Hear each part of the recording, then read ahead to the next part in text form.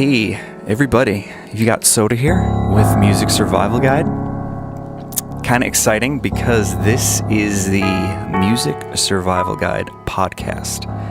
It's been an idea for a while. This is the first one of hopefully many. It is January 12th of 2018. Didn't know really how to start this thing, so I figured what could be more special than getting together with someone that I've worked with previously. Someone who is a former bandmate of mine. We've done a few things together. We've wanted to get back together to do something for a while, so he's actually going to be my behind-the-scenes partner in crime guy for this thing. So I thought maybe interviewing him first for this to kind of commemorate it would be neat. So with me, we have Monkey, a.k.a. Ronnie, who is formerly my drummer in Nox Cult. Hey there, Monkey. What's going on, man? Thank you so much. It's good to see you. Thank you so much for letting me invite myself to this epic. He did invite himself. This is exciting. Just a little background and a correction. Already? Yes. I 3 minutes in and I'm already making mistakes. I was Soda's drummer, but I don't like the whole past tense thing. Well, I mean, presently we are together again. So you were my drummer. That's true. You were. That's true. But You're not my drummer anymore, but that could change too. Who knows? I'm like the Axl Rose of Soda's existence. Oh my God. Because that's pretty good, actually. Even though there may have been some tough times and even a hiatus. A hiatus for what, though? A hiatus for what? Just a hiatus for of us getting together, being creative musically, and I think that sooner than later, or somewhere down the line, it'll just kind of pick up again. And sure. I mean, throughout the time that we haven't played in Nox Cult, we have stayed in touch. We've always been friendly. Yeah. It's not like we had like this crazy breakup and didn't speak. We spoke. Actually, I mean, Monkey's known about my Music Survival Guide blog, which kind of spawned this whole thing. He's always been super complimentary of it, and I was like, this, that, whatever. We threw around the idea of a podcast. It's literally probably been over a year that we've been like, yeah. So when are we getting together to make this happen? Time is crazy. Life gets really nuts. I mean, time and money, everything is time and money. But let's not get into that. That's a whole different show, I guess. But with that being said, I want to say that even though money's been tight, I've made a huge effort to try to make this as financially easy as possible. Well, here we are in this lush, lavish studio, otherwise known as Monkey's upstairs, with a whole bunch of his daughter's super pink Ariel, the Little Mermaid stuff surrounding us, which is good. I mean, pink's great. It used to be my favorite color. Photos will be uploaded. Photos, yeah. I'll pose with Ariel, maybe Sebastian. What was the flounder? And wasn't there a frog? I don't remember. There was no frog, unless frog. You count the scene where they're singing in the pond or Little River. Doo doo. But the cover of that the VHS tape was like a super crazy like phallic symbol. That's true. That Disney, man, they snuck a lot of that stuff in there. But all right, we could just chat all night long. I don't know if anybody that's gonna turn on to this thing thinking, like, God, what are they even talking about? This is nothing. It's like I could just go over to my friend's house and talk about the Little Mermaid and like eat chips, Well, just a little preamble. I have been pressing this whole podcast idea for a while. He has been pressing. It hasn't, it wasn't pressing. completely. I have the bruises. It hasn't completely been my idea. I don't take 100% of the responsibility, but we're always bouncing ideas off each other. Course, we have been since day one, since before Nox Cult became a thing. We've always, we've always been like ideas, which is great. The well of ideas is never dry. which is a beautiful thing. Even if Sure, none of them, sure. even if we grab none of them out of there, but I mean, we've grabbed a bunch out, which is really nice. Yeah, and I became a fan of podcasts a few years back, and almost instantly decided I'd love to do that myself. Sure, absolutely. People that I respect and follow and listen to, they're always constantly saying how easy it is to start up a podcast. And Well, I mean, it is pretty simple, you know. I mean, this setup is really neat. We intend to maybe take this setup out of the upstairs of Monkey's house to maybe visit some future guests. albeit a very romantic setup. No, but- it is. We've got candles. Yeah. We had the fireplace on the TV. Now it's like some psychedelic thing going on.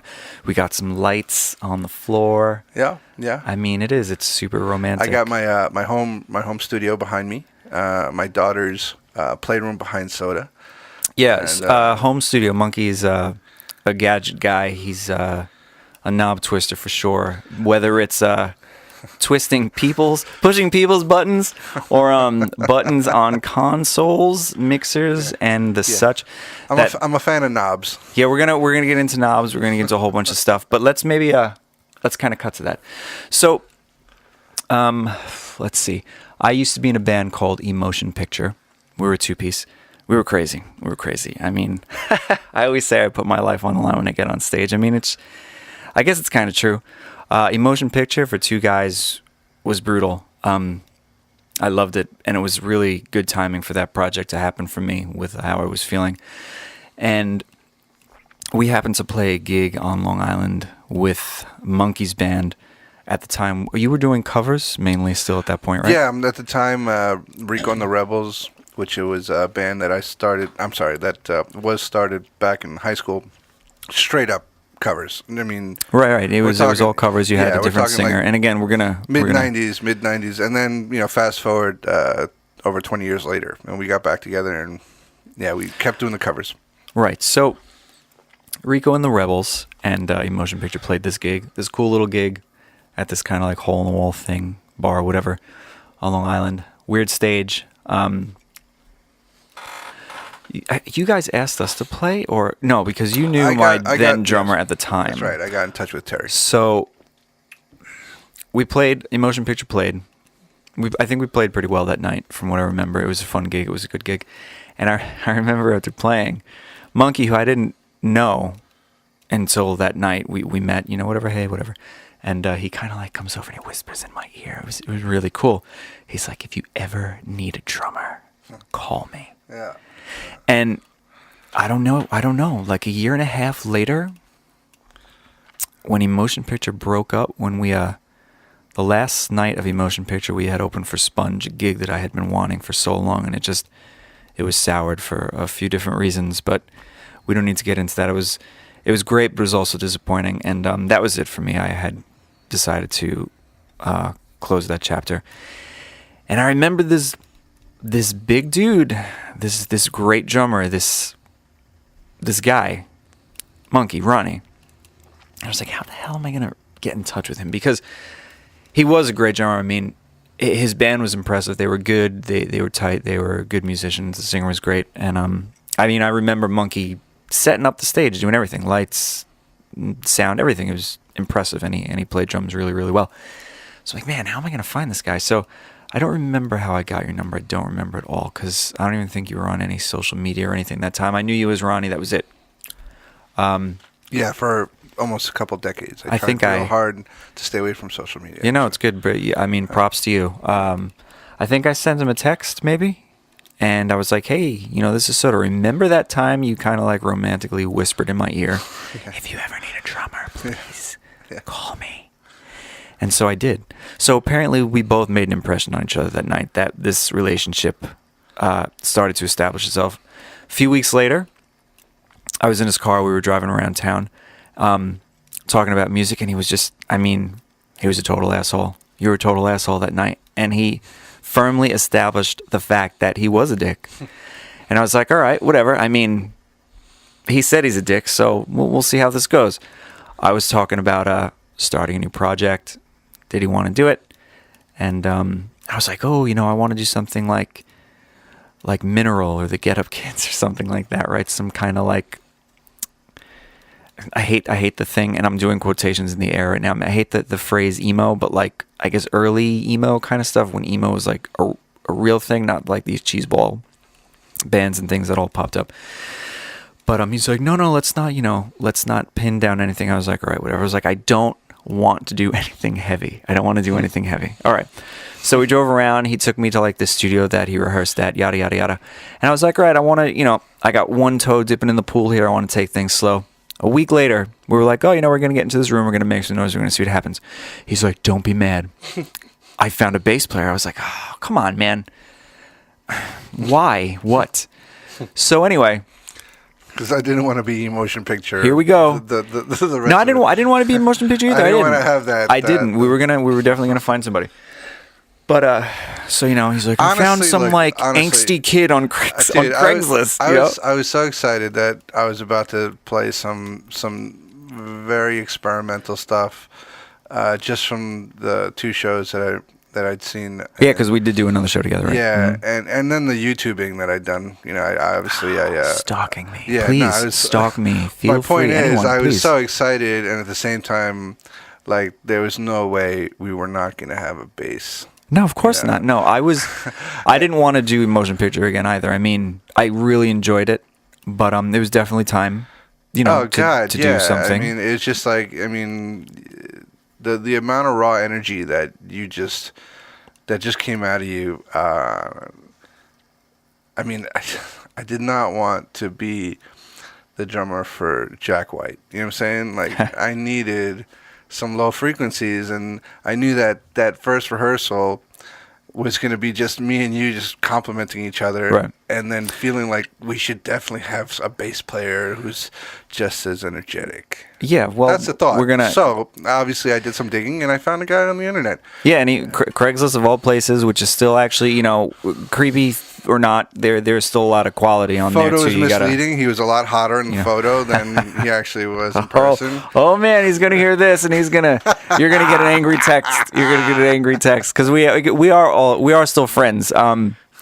Whether it's like bittersweet, which might be kind of the case. Nah. Funny thing is though, since the last Nox Cult gig, which will be 2 years ago this March, the three of us have not been in the same room together. I've met with him. I've met with you. You guys have not been together I since. haven't seen that. But anyway, I don't want to spend too much time on this. We don't want to make this first episode like 18 hours long. So anyway, we got into a room, met this super angsty bass player, my buddy Fox. I know you're gonna listen to this. Hey, Foxy lady, what's up? Anyway, so he came up like blasting Ugly Kid Joe or something, and he was like this little kid, and I was like, this can't be real. I was like, this can't be real. He was like smoking a cigar or something. I was like, oh my God. I was like, this is interesting. So we chatted. We got into a room, and we turned the lights off real down low, and we plugged in, and we wrote our first song. We were virtually strangers. We wrote pretty much immediately a killer we just wrote song. A song. Yeah. I mean, it was. There you go. It was magic. It was magic. It was magic. That song was called Friends and Snakes. I love that song lyrically, musically. I mean, I don't know. It was just one of those things where you were like, yeah, holy cow, I guess we'll do this again next week. And we did it again next week, and we did it for 2.5 years. Yeah. We wrote a lot of really, really great songs. I'm so proud of that band, that music. Unfortunately, we didn't get a studio record out, but we did give an offering in the form of a physical release called Fucking Live, which was a live CD. 3 tracks and a little message from the band. So actually, before we get into the actual interview of myself interviewing you, Monkey, why don't we play, you want to play Elephant? Is that okay? Yeah, that's actually probably one. Let's play Elephant. And speaking of me not wanting to be in a heavy band, yeah, I was sorely mistaken. So we're going to play a few Elephant by our Nox Cult band on the Fucking Live CD, which you can still get, and all that good stuff. Listen, even if one of you listen and you love it, the music is there, whether we're not together anymore or if it's still 100 years old. Music is a universal language. Time, age, all that stuff, it does not matter. Find stuff, dig for it. 50s, 60s, 40s, 70s. Music is good. Elephant, Nox Cult. Here we go. Fire that up. Yeah, Black Bear Bar in Brooklyn. Yeah, it was a good gig. Best soundboard recording ever. I was like, this can't be real. This so guy deserves Grammys. wherever he is, thank you. And it cost us $10 to get it from the soundboard. We couldn't believe it. We gave him more, actually. We gave him more than he asked. Yeah, we couldn't believe it. And we ran with the idea of getting out this live CD while we were working on the studio record, which, again, never came out. But anyway, let's hit them with Elephant, Knox Cult. Thank you. Here it is. Stole me away when I was a kid. Kept me locked up in these fucking chains. That's what life is really all about. I'd rather be fucking dead.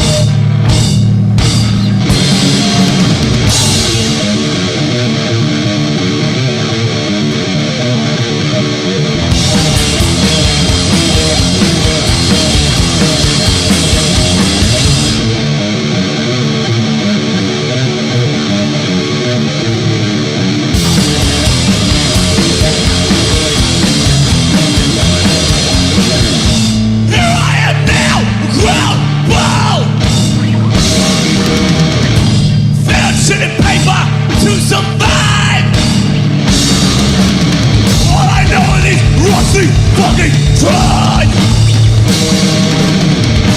50 years tied down in all this pain. Where is freedom?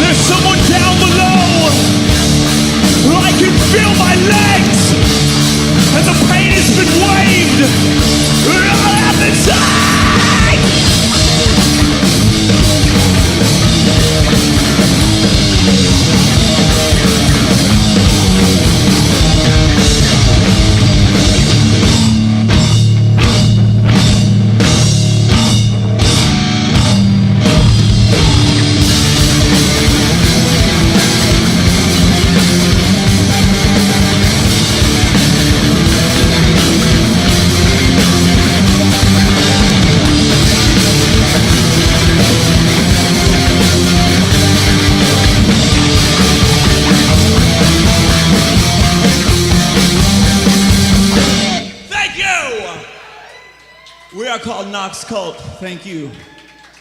Okay, kids. I hope that rattled your brains a little bit because it still rattles mine. I love it. So, again, now you know how Monkey and I met. He's a multi-instrumentalist. Again, he's like an audio engineer guy. Wears lots of hats. That was something all amateur status. Great. All amateur status. No. Don't. You know, he'll say that. I'll say that. But the truth is, I mean, he can hold his own. You know, throw him into a room with people that know a little bit more, a little bit less. He'll wind up, you know, on the top of that pile probably. But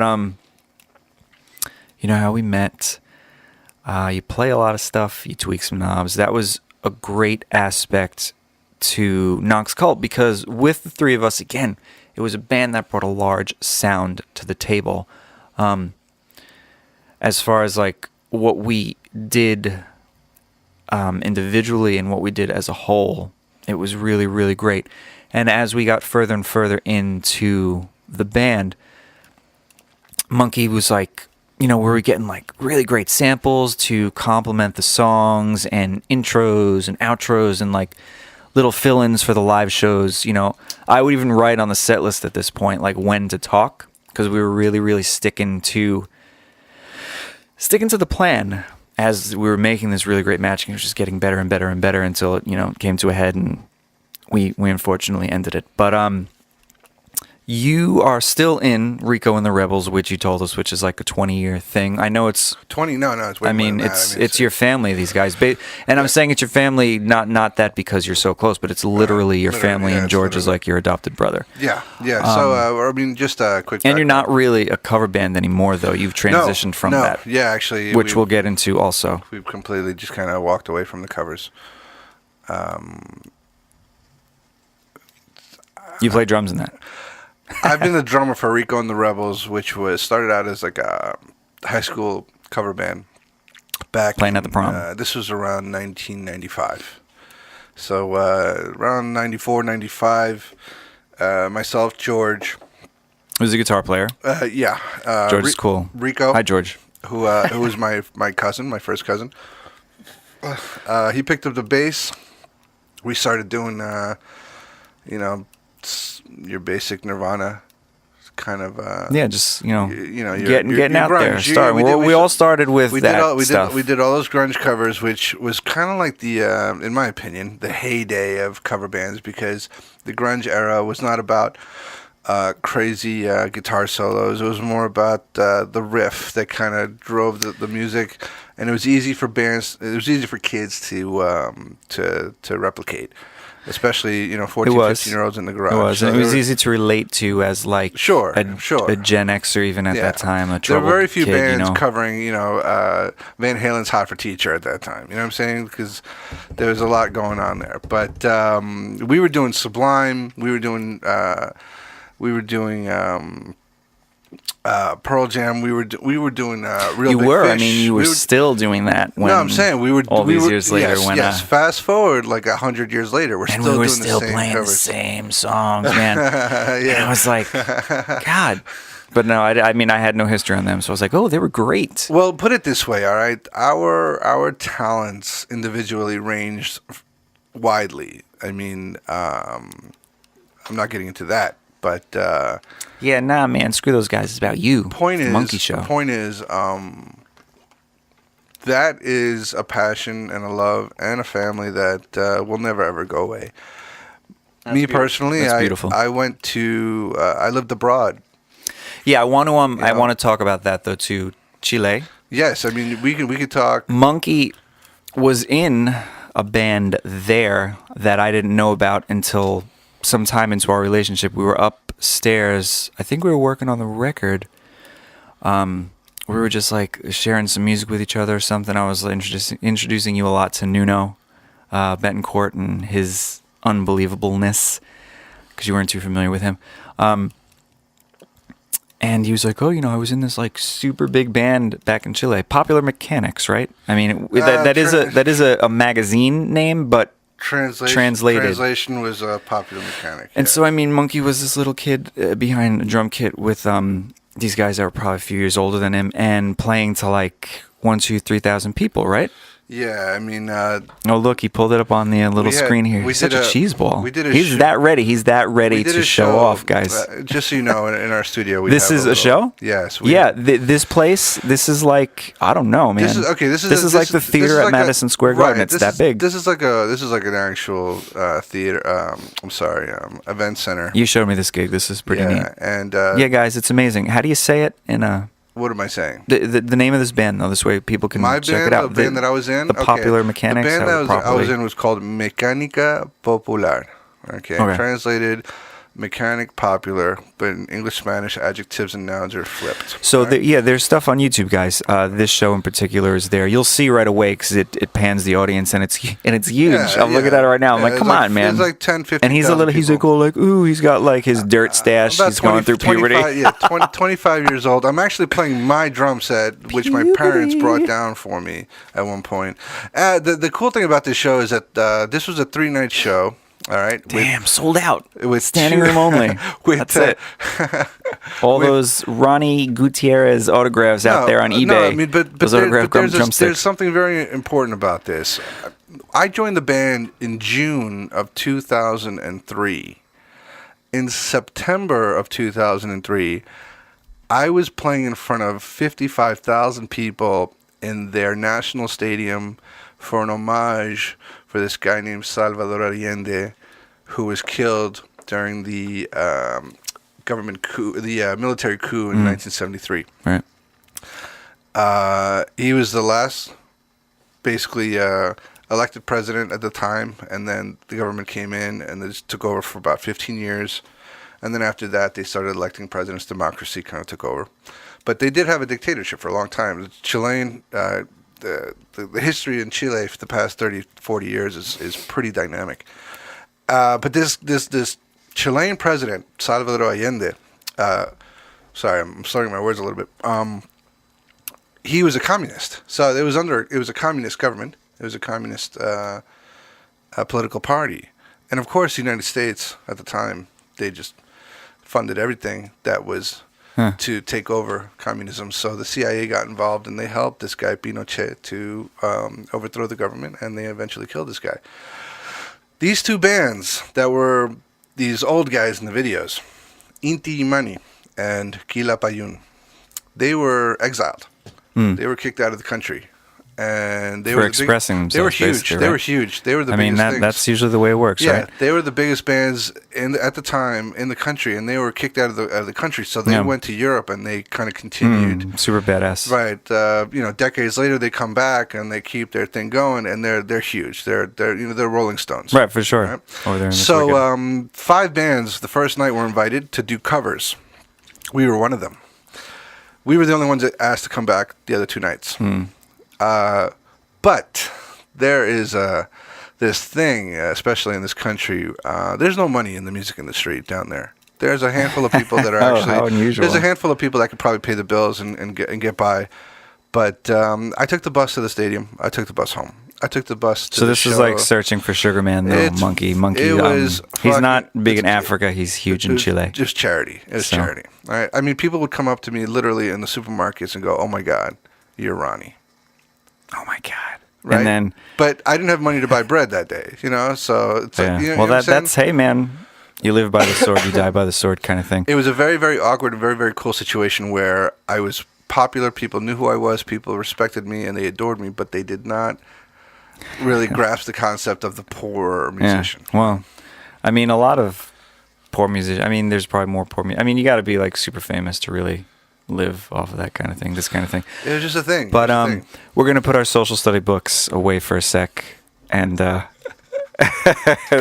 Monkey goes, and continue on to the music stuff. So yeah, Rico and the Rebels. This, say it for me again, so I don't butcher it. The name of this is Mecánica Popular. Mecánica Popular. Yeah, Popular. Mecánica Popular.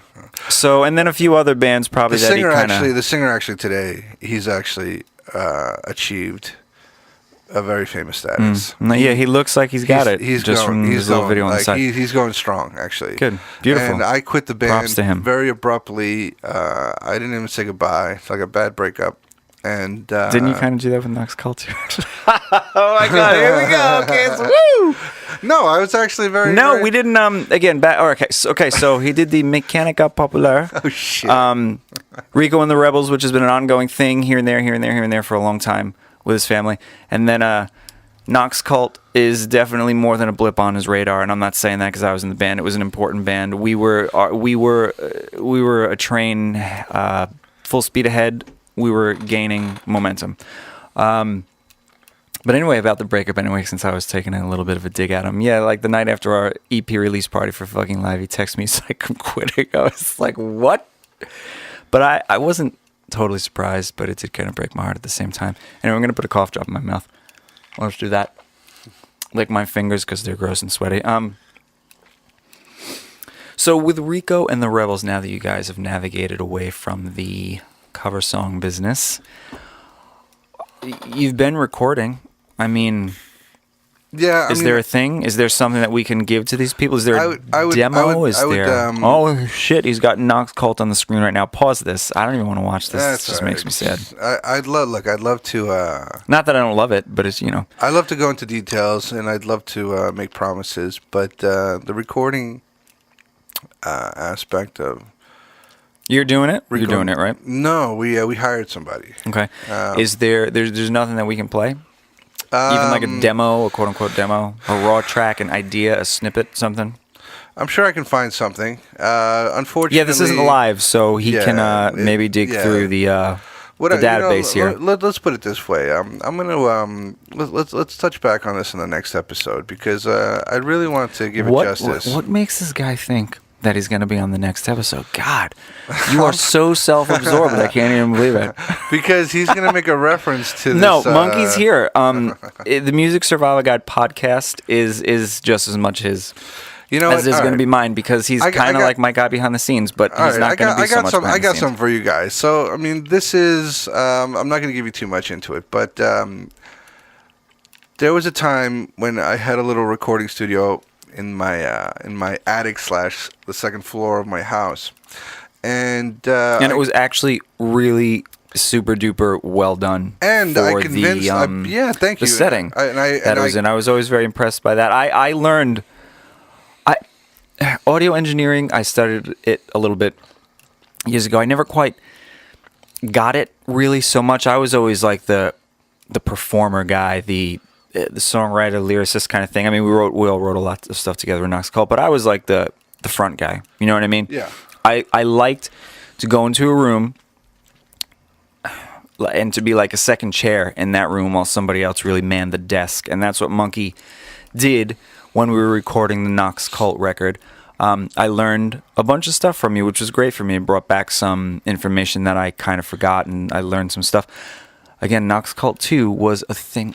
It was a beautiful thing. Again, there's really no animosity there so much. We learned a lot from each other. Personally, I think still, with music and with gear and everything, it was really great. Well, was incorporating Nox Cult, because we actually recorded some stuff ourselves. None of it ever got released, but what I was very good at doing was convincing both Nox Cult and Rico and the Rebels that instead of paying, that you were the guy. No, not even that, but like instead of paying a recording studio, by the hour. Sure. I mean, because we didn't have any money anyway. We had to make sure that everybody was going to... Sure. But instead of... This was my pitch. It's like, you know what? Instead of paying these guys or the studio by the hour, why don't we invest that money in gear and just try it ourselves? I mean, you got ears. I've got ears. He's got ears. No, I mean, we did great stuff. I mean, there's a lot of like... there's really only one complete song from that session, which is With Knives, which I have... the demo of, which is never totally polished and finished, but it's a great killer demo. Sure. And then there's lots of snippets and ideas and stuff that I think I have, or you might have. So well, speaking of demo quality, that's basically what I want to play for you guys. So I'm going to give you from the Rico and the Rebels. Yeah, stuff. I'm going to give you a little piece of Rico and the Rebels. Yeah, give it to us. Introduce it, please. I don't even know what song this is, but essentially, Rico and the Rebels went from cover band to hard rock, punk. I mean, alternative rock band. Yeah, that's the easiest way to go. That's usually what I say. There was essentially very few influences that took over, and we just want to get the energy out. So let's play it, and then let's talk about influences. Actually, which will be a fun subject. So here we go. Introduce this for us. Give it to us. What are we playing? What do we got? Rico and the Rebels. This is Rico and the Rebels. This is a song called Angry Steps. Angry Steps. Cool. Don't ask me what it's about. So you're hearing it for the first time. So here we go. Rico and the Rebels. This is huge. Angry World Steps. debut. I'm excited to hear it. Here we go. Oi, oi, oi.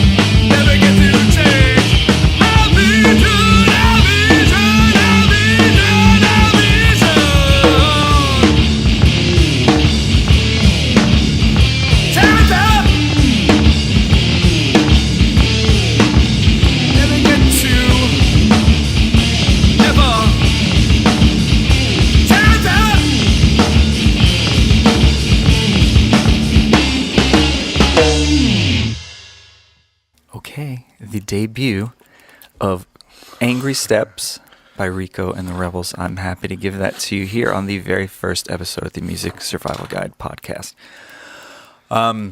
We got talking about influences before we spun that fancy little ditty there. What five, just off the top of your head, no specific order, what are your five biggest influences? As far as bands, Can I maybe guess? Actually, can I guess? Are we doing bands or are we doing actual musicians? Because it's a difference. Yeah, let's just keep that as a loose subject. And if you're gonna tell me like a solo artist and then a band, we'll link that, in the same category. I prefer to be this. Or I'm sorry, I prefer to ask this. Your first 5 influences. Your first 5 influences. Okay, so that's cool. Let's do that. That's fine. Because that way there's no bias and there's no guessing.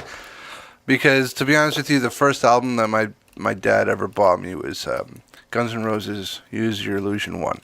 Okay. And it was a cassette that we could listen to in his town car while he was driving. What the hell is that? And I think those are making a comeback though. Which is great. Right away, the drumming was powerful. And that was Matt Sorum on that record. Yeah. At the same time, it wasn't very complicated. So it was as a young drummer, I started playing the kit when I was 11. So as a young drummer at 11, 12, it was easy to pick up. And learning from Matt. As far as drummers Matt go. Sorum, Where You Are. But the main influence on those albums was Axl, hands down. Like the voice that guy had back then was He's still a good singer. Unparalleled. He's still a good singer. Nobody can sing like him at that time. That's what I'm saying. He had that he had the energy. Wow. He had the falsetto, he had the growl, he had the Now the it's a scream. complete package for sure. And when he sang Soup to nuts. romantically, like when he did how could you be so fine? Oh man, sing that to Like, me. He's looking right in my eyes. Holy Oh shit. God. I tried I'm not melting. to. I'm melting. But the point is, I mean, Axl Rose to me was the pinnacle. Like he, honestly, up until then, Excuse me. all I really knew was like easy listening from sitting in the back seat of my parents' car while they listened to like 98.3 FM. Yeah, man. My parents, lots of Elvis and lots of country music. Sure. Which was great. My sisters listened to a lot of 80s music, a lot of disco. So, I mean, I don't come from necessarily like a musically centric, as in like performing, playing, all that stuff. Family. But I mean, my parents were music enthusiasts illiterates, for sure. Music illiterates. Right. Like they didn't know nothing. We chose that weird path Right. that we're still on, and it's dark. Up man. until the It's age dark. of 10, I was covering Whitney Houston, Phil Collins. Yeah, exactly. I was doing like just Man, I the can't easy sing right listening now. stuff. I mean, I was. Can't do Whitney justice. So after Guns N' Roses, I discovered my cousin Lewis, who is a huge influence of mine. He's probably my first. Okay, so Me that's and cool. Me and him. That's different. Yeah, we got to go way back. Me and him started a band when we were probably 8 or 9 years old. He had a drum set that his father had bought him, and he also had a keyboard, which is possibly the keyboard that's behind me. Nice. And I see it, and right next to it is a toy piano, actually, that we used in a recording that actually made it onto my latest record. But Yeah, anyway, that's a story yeah. for another time. To be continued. Tune in next week. So Lewis and I, we did a little duet. We were essentially the original Emotion Picture. And so Really? Lewis being my main influence, because he was such a dope drummer, I asked my parents to buy me a drum set. And they did. It was my 6th grade graduation gift. Nice. He told me about this band called Green Day. Who the hell is that? But this was back when Green Day put out their first album. Was it Kerplunk? It was Kerplunk. No, Wasn't Kerplunk before that? It was 1,000. Smoothed Out Happy Hours? Smoothed Out, something like that. That came before Kerplunk, right? Yes, Kerplunk was the second album. And Was then there a specific Dookie. song on... Well, you know what? Dookie is such a rad record. No, Dookie was a shit. Like Dookie Dookie's was rad. Dookie was. I learned Dookie. He learned Dookie. I learned Dookie religiously. Like that was the album. I actually, when I used to play... Not I used to. I played drums a lot too when I was little. I was like cutting my teeth on a bunch of different little instruments. And that record too, like Burnout, like Trey Cool, man. Unreal, Yes, right? yes. Can we play Burnout? Sure. Can we do that? Can Yeah. we roll it? Can we pause this Do we want to conversation? play the whole thing? The whole song or the whole album? Yeah, No, I'm saying, do we have to play the whole song? Yeah, what is it? It's like 2.5 minute song. Guys, You give a can't. little- give a You little can't intro. answer me, Give a little but you intro. want to hear it. We're Go gonna ahead. do Green Day "Burnout" because, man, I remember being up in what used to be my sister's bedroom, pounding on drums, trying to learn this song, and shaking the entire house. I'm surprised shit didn't You had fall a off the kit shelves. growing up? Well, my drummer at the time had a real ratty drum set that we kept upstairs where Uh-huh. we would rehearse, and I would just go in there and just poke at anything that was available. You know what I mean? Yeah. But yeah, man, let's do it. Let's play Burnout. I love that song. Here we go. Green Day, Burnout. So good. Turn it up. I declare I don't care no more. I'm burning up and out and growing bored with my smoked out boring room. My hair is shaking in my eyes, dragging my feet to hit the streets at night. Drive along this shit town lights. I'm not growing up, I'm just burning down, and I stepped in line to walk amongst the dead. Oh, apathy has rained on me, and now I'm feeling like a soggy dream, so close to drowning, but I don't mind. I'll live inside this mental cave, throw my emotions in the grave, and hell who needs them anywhere. I'm not growing up, I'm just burning down, and I stepped in line to walk amongst the dead. I'm not growing up, I'm just burning down, and I stepped in line to walk amongst the dead. Dead.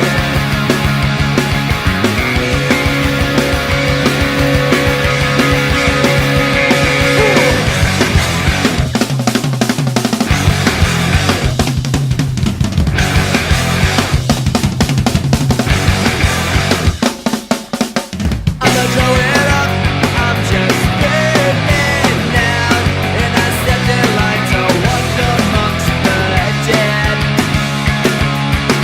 I'm not growing up, I'm just burning down, and I stepped in line to walk amongst the dead. Dead.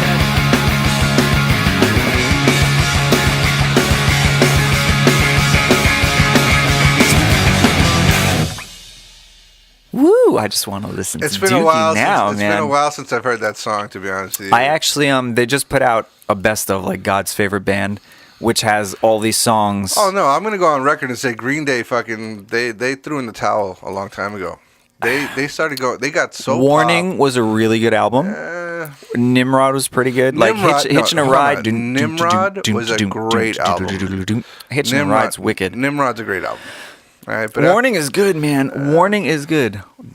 you know what it Warning is good. when You you gotta- start you when gotta you start try it. adding reverb to your guitar, you start adding reverb to your vocals. Well, I mean, you know. you start trying to grab that big sound when you're. Well, just a they did punk get band. like arena rock, though. I mean, That's they're my point. They're That's my gigantic. point. They were never arena rock. Well, I mean, nobody starts out saying that they don't want to be successful. Listen, if you want to call in right now and tell me to go fuck myself, because I'm telling you, I that wish it Green was Day sold live, out. and I wish somebody could call in. I wish Billy Joe Armstrong could call in. Billy, I lost your number, so if you hear this, send me a text or an email maybe, and you can come on and we could chew out Monkey one episode. Anyway, let's go on to the next guy, because after Green Day, I discovered a band. So we got Lewis, we got Green Day. Yeah, we got Lewis, we got Matt Sorum. Okay, we that's got two. Axl Rose. 3. Then we got Green Day. Oh, the fifth one. The Yeah, fifth one. so All right, the let's fifth do it. one. The fifth Make it one is good, going make to it be, and I'm going to throw in a honorable mention. The fifth one's going to shit, be all right. Carter Buford. Carter Buford from Dave Matthews Band. Okay, very nice. Because now we go from small kits, punk drummers, to large drum sets and progressive. For sure. Progressive drumming. Great musicians. I never got into Dave Matthews Band. I though. probably got into him because I was like, I had a crush on some chick that was really into him. Oh, I thought you were but- gonna tell me you had a crush on Dave, man. Come on, he was a cute Nah, little. He was you know- like a cute little nah, forest elf. Dave didn't get good looking to me until He got a little older, right? Yeah, until he got older and he. I had a got friend that I worked with at a record store. She was bananas. I mean, goo goo gaga, totally crazy. Side over story: Dave Matthews. She still loves them. my father, who drives buses just like I do in the city, intersection, crowded intersection. He sees this guy in the corner. He opens the door. He says, "Get in." The guy gets in almost immediately without even thinking, because I think he was just trying to avoid a crowd. Lo and behold, it was Dave Matthews. Davey. Oh, Davey. Yeah, my father just kind of picked up Dave Matthews in the middle of All Manhattan. right, so we got Carter Buford Yeah. did something that nobody else was really doing popular-wise at that time. He was doing all the drumming himself. He was doing the percussion. He was doing the kit. He was doing the crazy fills. He was doing the timbales, the sure. blocks. It was wicked. He was very, very funky at the time, which just kind of gelled my love for the Chili Peppers. I which just was listened a to Chili huge- Peppers the other day. I haven't listened to him in a while. Chad Smith, I met personally at a drum clinic that Chad's was great. held. Chad is great. After Carter Buford, I started doing drugs, and then I discovered Tool. Kids. Yeah. Now, Tool to this day is my favorite band. No, I know that I was going to say that was going to be, if I was to play the guessing game, they were going to be first. Sure. So. And a lot of people who might just kind of casually come across me playing the drums, they might even say, he's got to be influenced by Danny Carey. Obviously, clearly. But Danny's a beast. he is, he's the beast. But he's sloppy. If you listen to them live, if you listen to a lot of bands live, you're going to hear mistakes. Well, I mean, sure, but that's what it's all about, though, Yes, to of me. course, I of mean, course. that's the beauty I'm of not the downsizing live his skill. show. That's the beauty about the I'm live not show, downsizing man. his skill. I'm not downsizing his talent. But I think that, and I might get shit for this, but I think Danny Carey is a victim of yes men. I think for the past 30 years, he's just been surrounded by a bunch of people who were just like, that was awesome, no mistakes. Okay. But when you listen to him live, just like Maynard sings out of tune constantly live. Adam Jones forgets parts live. I think the sickest guy in that whole team is Justin Chancellor, to be honest with you. He's flawless. Okay. One of the best bass players out there. And he's not, super skilled, or doesn't show it. But Danny Carey has this quality where he shows independence with his limbs. He does things with his left hand at the same time he's doing something completely opposite with his right hand, and you don't even realize that he's actually playing, beats with his feet at the same time. Yeah, for sure. So you're gonna be sloppy like that. Just like there's no way you could do that like a machine, and you gotta have to kind of shrug that off. But hands down, my favorite band. Hands down, my biggest influence to Tool. date is Tool. Wicked. And, but I have been influenced. I'd say we could play some Tool, but I mean, this will extend our podcast like an nah. extra 15 But I minutes. haven't. so- I have been influenced of late Our by episode. Killswitch Engage. Is this the honorable mention? No, I was gonna say Paramore. Is the honorable mention? Yeah, Holy moly. yeah. Paramore. All right. Weirdly enough, has shown me that you can have aggressive drumming with poppy rock guitar parts and this incredible voice out of like this tiny Haley, little yeah. 5 foot tall woman who I actually met one day, and I told her, just like I told you, if you ever need a drummer, you let me know.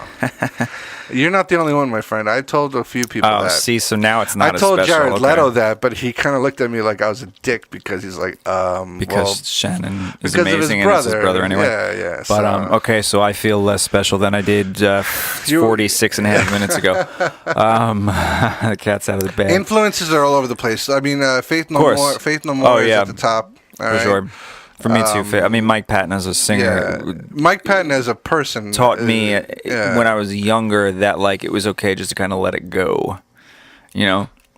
Sure. STP, early Pearl Jam stuff. I mean, Kurt Cobain in general. Dave Grohl is a huge influence. Sure. I love all his Oh, stuff. Dave's great.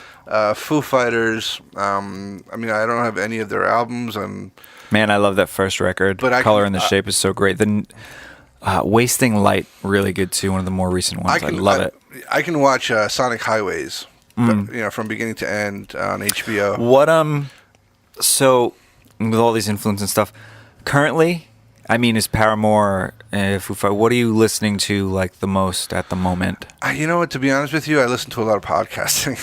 Okay, so Because all right. I drive for a living. Right. I'm on the road So all lots the of time. chit-chat for you, Yeah, okay. a lot of chit chat, and I'm always looking for like comic relief.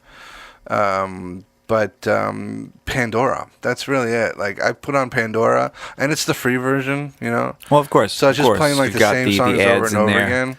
So you got like it's either going to be like Breaking Benjamin, followed Who I don't by. like.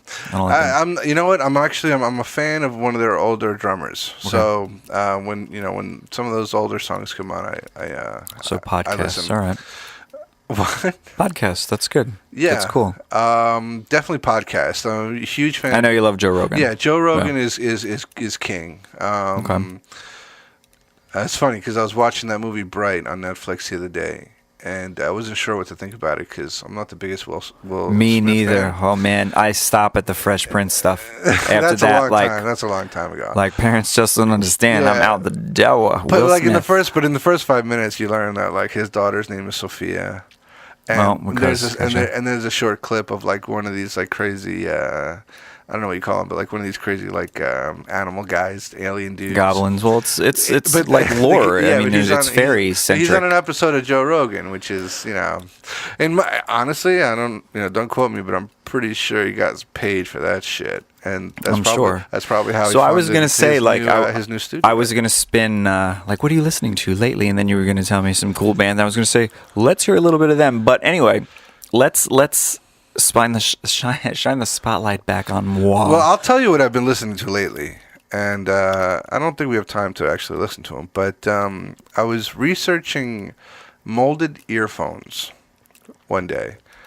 and you came across an artist, a band And that's called Mold, you know? this drummer, he was it's kind of like this reality kind of show or whatever, and he had just opened the box for the first time, and he started putting them in his ears, and he's realizing just how dope these molded earphones are, professional on stage earphones, and he decided to listen to a couple albums. The first album was some Yeah, and Muse. molded earphones, not as in like gross green hairy things, but as in like, molded as in personalized Yes, let's earphones make sure we- that fit all the way into your ear. those at home are molded Yeah, earphones. yeah. That's weird.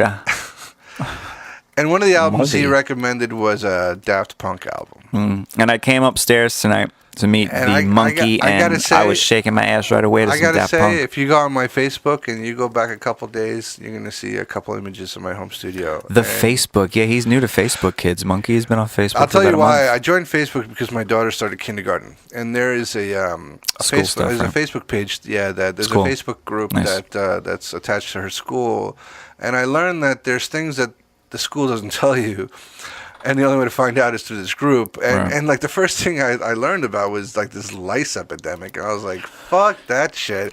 If Fairy school's- lice mothers. If the school's not going to tell me about lice, then I'm joining Facebook. Like, that's the only way I'm going to front. So- And, okay, I'm sorry, just to finish this up. Rearing off the road. The reason the Sorry. guy was listening to these two albums is because sonically they've been hailed as one of the best mixed albums.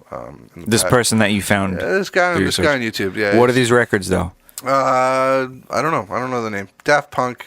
Daft Punk was one of them. Daft Punk. One of their albums. It's the with the Now, he image said of the two that helmets these- kind of split down Right. the middle. Yeah. I think that's the record that Sonically, broke them sonically. bigger. Really. Yeah, it was the one with. Was that the one with "Around the World"? Around the world. No, I think no, that came it's a before little that, later. right? It was a little later. Okay. It was a little- I don't really listen to Daft Punk too much, so my reference It's might the be a album little with cheeseball there. It's the But album with "Get Lucky" on it. okay, Yeah. that's a good tune. Yeah, the first That's a really couple good tune. songs It's a good kind of booty just shaker. grab you. Oh man, what was I gonna ask you? Shoot.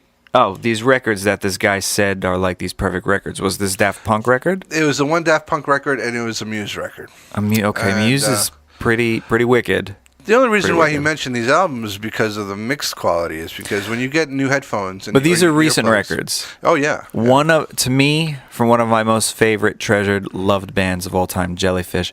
one of the best records of all times as far as production, songwriting, lyrically, melodically. It's just out of this world. Is Spilt Milk by Jellyfish. Both their records, Belly Button and Spilt Milk, are, I mean, 1990, 1993, these records happened. So if you put them on, you're like, holy moly. And then you're like, holy moly, because they are from like the very early 90s. All right, well, let me ask you a question. God, that's a whole other episode. When was the last time you sat and you listened to an actual LP? All the time. I mean, I drive a lot too. I listen to full records. I don't put stuff on repeat. I'm talking vinyl. Vinyl, I collect vinyl. I collect the special pieces and whatnot. We don't have a record player in the house. We got a little radio there that I spin my CDs on. I have a vast music collection, tons and tons of CDs. I love collecting CDs. We don't have something in the house to play the vinyl though. But one of my BFFs, Gabby Lemons, shout out. She's got a great record player in the house. She's always spinning stuff. It sounds real good. Name dropper. Hey man, she'll be happy. She probably won't even listen, but anyway. Well, then tell Gabby to buy you a record player. Yeah. If she's really a good friend. All right, well, here you go. She's a great friend. She bought us a record wicked players are all David over Bowie You can print buy record players house. all over the place. I have one right Yeah, there. I It's know. like a little brief. But our little geeky music room in the house it's good. Record player possibly in the future. Again, I love collecting vinyl. It is fun. You know what it is when It's like candy. I have you a know? go-to vinyl, and it's a Pink Floyd album.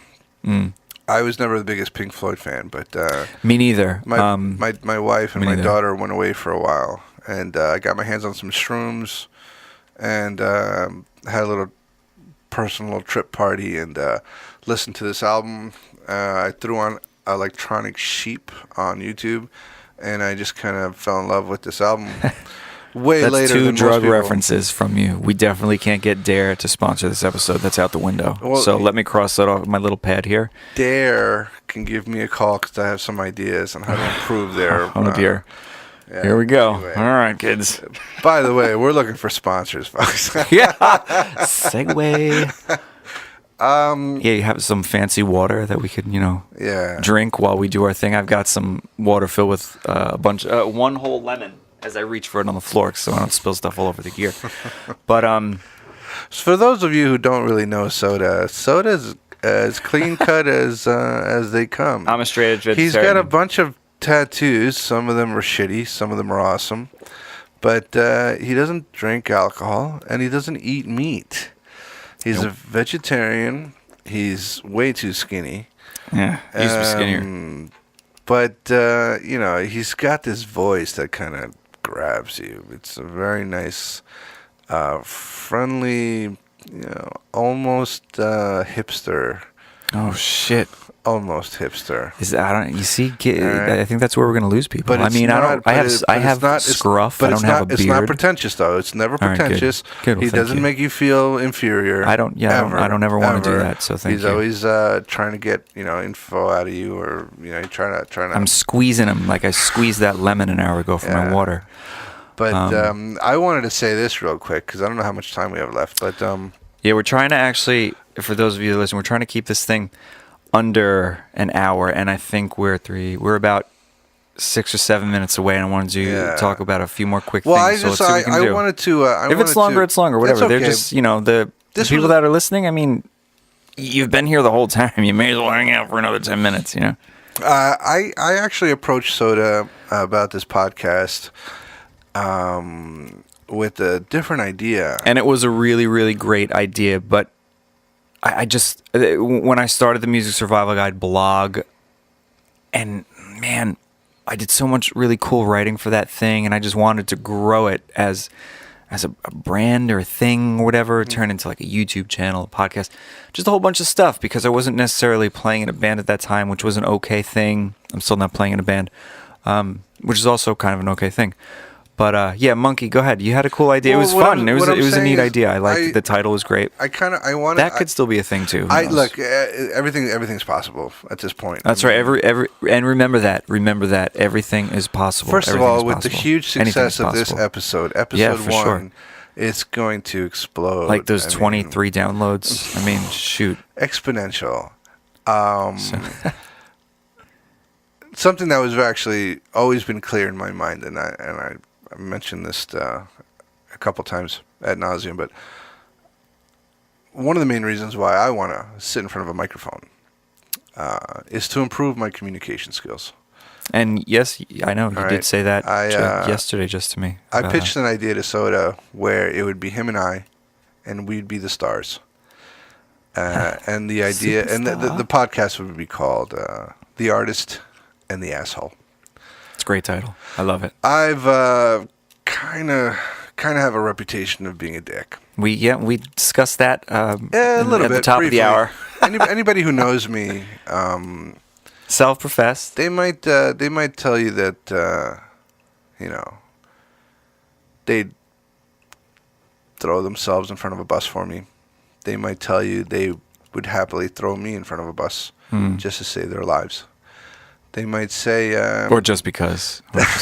they might say that he tends to say what he wants. Which is admirable at times, and sometimes it isn't. Sure. It's not. It's not always welcome. I have learned to roll with the punches with Monkey But see, that's the because point. I That's the appreciate point. him on a lot of Exactly. different levels. There are times when, like, I thought he might make me cry or put my head through a wall. I'm not violent. That's I'm not saying you're violent, I'm not. but I'm a God damn, pacifist. those lips get friggin' rolling sometimes. Woo chow. The point is, when a medium like this, where you can actually go back and listen to things that you kind of say on the spur of the moment, it's a learning process, and I would truly, truly love to come out of this a better communicator. Maybe someone who knows how to bite their tongue when they should, or also be acknowledged for saying that funny, sarcastic, witty comment when it. There have been some of those, and then there's been like the extreme opposite. But This is the point. Is you're gonna. This will help you. This is Soda's podcast. It's my studio. It's his podcast, Okay. and I do not. I am, in no way, shape, or form going to ever try to take over. Well, he's a large component of it. Quite frankly, I mean, we're using all of his stuff tonight, so this wouldn't be possible without him. So again, it is what it is. We're doing this together, and I'm like the front man of the podcast, whatever. Yeah. So we talked about a lot, and it's been great. I really enjoyed it. Well, things to look forward to is this, and this is something there's going to be a lot.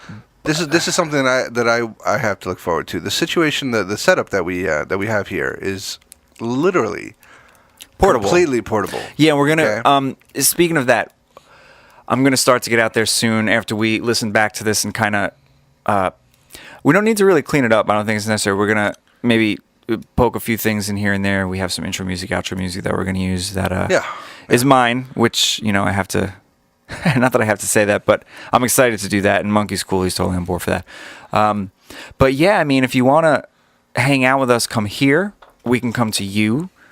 I would love to have you on as a guest. I wanted the first episode to be special in the fact that, my kind of partner in crime here once again, which is really neat. Monkey, I wanted to get him here first, whether you know him or you don't.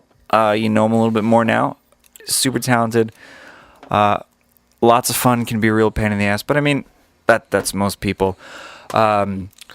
Our first little episode here, it's January 12th. It is also Rob Zombie's birthday, Rob Zombie. who I adore, I love to death. Little trivia for you guys: Rob all over the Zombie place. appeared on Guardians of the Galaxy Volume 2. There was a lot of fun people. he's- Lloyd Kaufman, who's Traumaville. Yeah. Lloyd was, I think Jimmy Urine from Mind the Self-Indulgence was in there. There's a bunch of fun people in there. But Rob Zombie, White Zombie was still a huge influence on me when I was little and first learning how to play guitar. A lot of those riffs that Jay used to come up with, man, on La Sexorcisto especially is one of my favorite records. I would love. We're almost done with this thing, and we tried to keep it under an hour. It's gonna flow over a little bit past the hour because what I want to do here, the song video that turned me on to White Zombie mega major was Black Sunshine. Black Sunshine. I don't know where that accent came from. Black Sunshine with the wicked narrative intro outro from Iggy Pop. Let's play Black Sunshine. Yes, and before we go, easily one of my favorite movies, House of a Thousand Corpses. It's wicked, man. Devil's Rejects. Yeah, I mean, he did the Halloween remakes. brutal.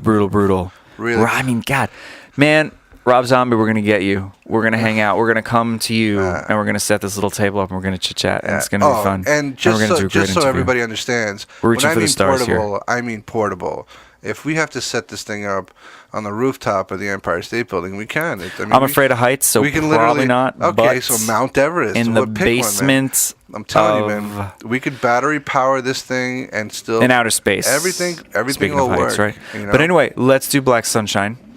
One of my favorite White Zombie songs, man. Video is wicked. Let's play that. Probably one of the first riffs I really learned how to play. Jay's a great guitar player.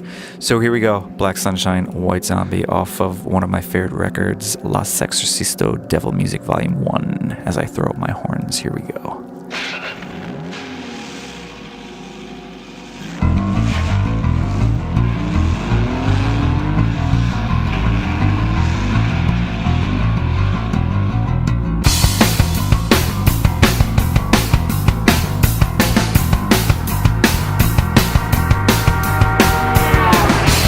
Gripping the wheel, his knuckles run white with desire. The wheels of his Mustang exploding on the highway like a slug from a 45.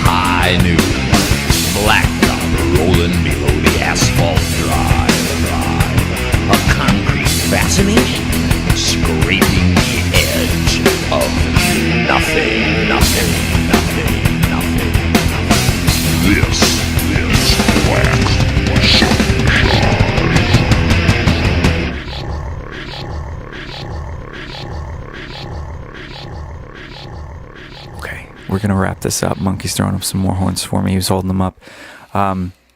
Music Survival Guide podcast. We're gonna get it out there somehow. Whether we put it on SoundCloud, I guess we're gonna find out how to get this Episode thing 1 on iTunes. It's coming soon. We're gonna throw it. We're gonna take this SD card out of this Wicked Field recorder here. It's and, Laserdisc. Work the Laserdisc, yeah. And work the magic. VHS. Music Survival Guide. The blog WordPress or musicsurvivalguide.wordpress.com. Go there, read a bunch of the cool stuff that I've written. Check out Rico and the Rebels. Rico and the Is Rebels, there a website Rico other and the than like Rebels, Instagram, yeah, Facebook? we got RicoandTheRebels.com. Okay, easy to remember. Rico and the Rebels on Instagram. Rico and the Rebels on Facebook. For sure. We are the kings of procrastination, so don't expect anything anytime soon. But, well, I mean, it's there, and you heard Yeah. the track tonight, which was wicked. I was happy to say that we were able to, yeah. I'm take proud of the Rebels' virginity here. I'm proud of everything we do, everything we don't do, every mistake. Well, you should be. You should be proud of what you do, no 'cause, matter what. mean, it's family. It's just it's like 3 cousins and And a George. a George who is all of our best friends, and He's a great guitar player. a lot of passion, a lot of love. So yeah, you've got the Rebels on social media, RicoandTheRebels.com. You've got the musicsurvivalguide.wordpress.com. I've got a little Yes. Facebook page here too for Music Survival Guide. You can check out officialsoda.com too. I may as well put that in there. That's headquarters for all the crazy stuff that I do, that I like to do, that I like to share with you guys. But anything else you want to poke in here? Yes, I want to announce officially that I'm going to be releasing a personal album. Yes, good. You know what? All right. We didn't. I mean, And as that's fine a because solo artist, I wanted too, to keep that as I didn't want you to get into that because I'd love to but be invited again. It's and maybe there talk about for that sure. later. Lots of solo music. Actually, I think last winter, he had sent me like a rough draft of this track that I loved. That I was like, just let's frame this one up a little bit. And I think we played around with it a bit, and I wrote some really neat lyrics. And it was totally cool, and we never did anything with it. Yeah, it's just one of those It's things. still something that's there, but who knows? But yeah, he's got tons of music. I would say, can we play some of that? But the answer to that is obviously going to be no. I'd love to, but let's keep that one for a future close to the chest. future Music Survival Guide. On the 1-year anniversary next January 12th of 2019, he's going to have a full record done, and we're going to play a lot of it. And his beard's going to be thicker, and I don't know. Maybe I'll have a few more gray hairs. I don't know, man. But if I hang out with this guy for a lot longer, I'm definitely going to have some more gray hairs. Not that I have gray hairs. My hair is a nice, like, frosted blonde right now. I'm perfectly easy to get along with. You would think that from this podcast. But anyway, if you listen to this thing, that is super cool. I'm grateful. I'm hoping that you will listen. You will tell somebody else. If you want to get on here and hang out and talk and just BS and smell these really nice scented candles, you can do that. I don't know where this is going to be yet, so I can't say although I want to turn the WordPress page into a .com, so I'm going to do that soon. I hope. We just got to get things rolling again. Everything is time and money, man. All right, let's not give him the whole farm. I'm hoping that let's I'm hoping that we can do this again real soon, as the plan is to give you many episodes of this. So we'll see where it goes. We're going to get this one out soon. Thank you so much for listening and hanging out. It's a little bit over an hour, so go to the bathroom, do the dishes, I don't know, kiss somebody you love, and peace out. Thank you so much. This podcast has been brought to you by Dollar Candles. Dollar Candles, yeah. Buy that. They smell really good. Anyway, thanks, everybody. I really, really, really mean it. Appreciate it. See you later, fuck faces. Oh, God. Great. Here we go. I love you. Thanks. Good night.